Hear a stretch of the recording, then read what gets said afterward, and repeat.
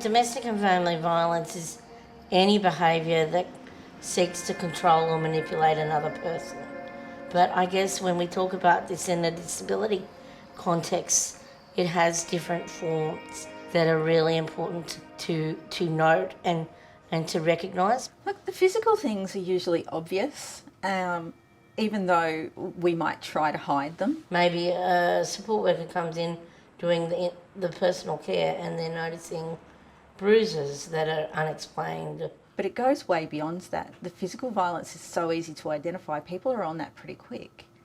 It's the psychological abuse, it's the financial abuse, the emotional abuse, the coercion, the controlling. And that might be different things depending on the disability that might be present. So, for example, for a woman with a physical disability like me, for example, it might involve someone, a partner, an intimate partner, not putting their wheelchair on the charger. Or it might involve that partner disconnecting their wheelchair batteries. There are so many things that can happen that people just don't identify very easily. Say for a blind or vision impaired person, someone mistreating their guide dog.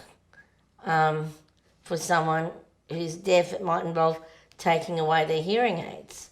I think if you get teased at school or teased out in the world or teased just in general all the time, they think it's normal, and they just think, oh, I'm experiencing it again, but what am I going to do?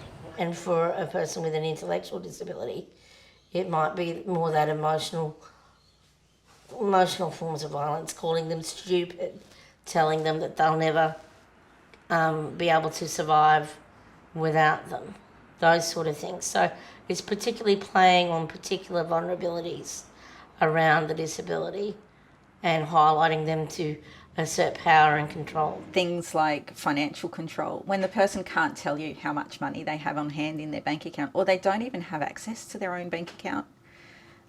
They have all of their money budgeted for them, so there's no spending money. Or you find they're asking permission or are afraid to spend even the littlest amount of money, even to buy a cup of coffee.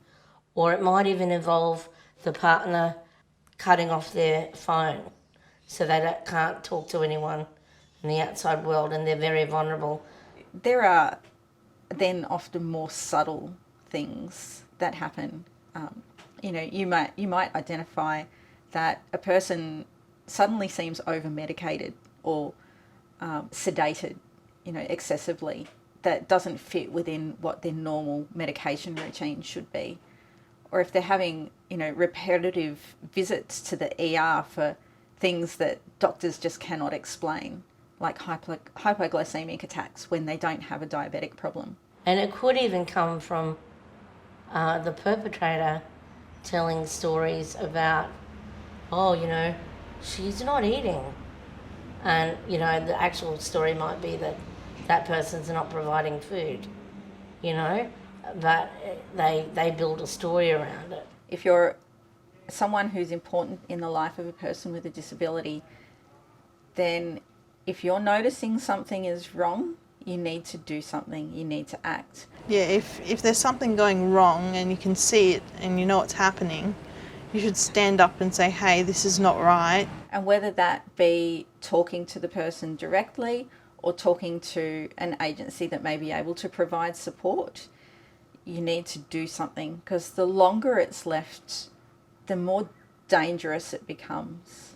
And the longer that they're left under the control of that person, the harder it is for them to get out.